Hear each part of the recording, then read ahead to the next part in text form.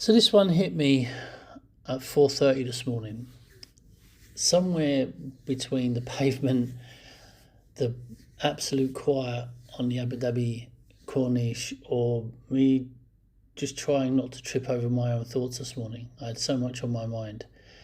And it was basically driven from an article that I'd read the night before, and it was an interview with Fernando Alonso, the two-time world champion, Formula One world champion. And apparently, before his first race with Bernardi, he calls his dad, and he just unloads the entire strategy to his dad. Tyres, we're going to change it lap 12, we've got to refuel because they had to refuel back in the day. All the timings, every tiny detail. It's the classic, I'm trying to talk myself into some kind of control. We've all done it. For those of you who know me, I talk a lot when I want to try to control things. But, his dad just cuts him off, apparently. Literally cuts him off. And says, son, just enjoy it. Remember, this may be your last race.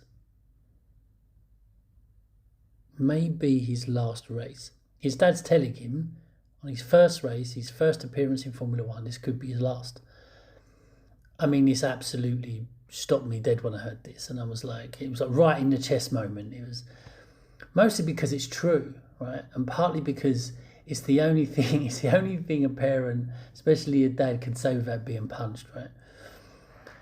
And the older I get, the more I realise how much energy we waste in pretending control is the point. We bury ourselves in playing spreadsheets and just to be safe kind of thinking. We tend to behave. The world owes us like 100 more chances, and really it doesn't.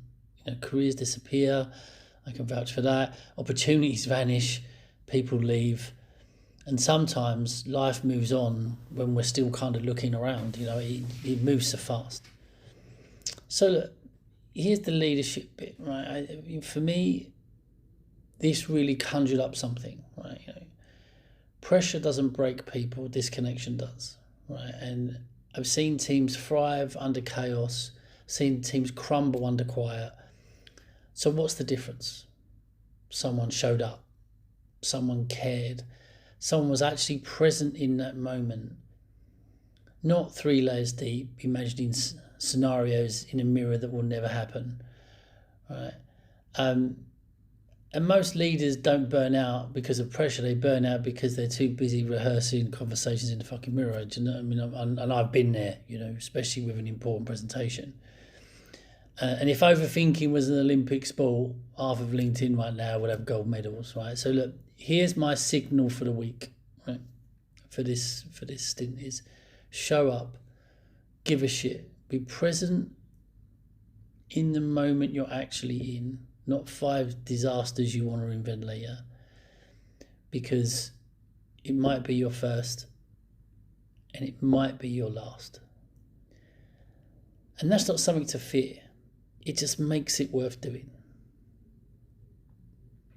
Thanks for listening. More signals soon.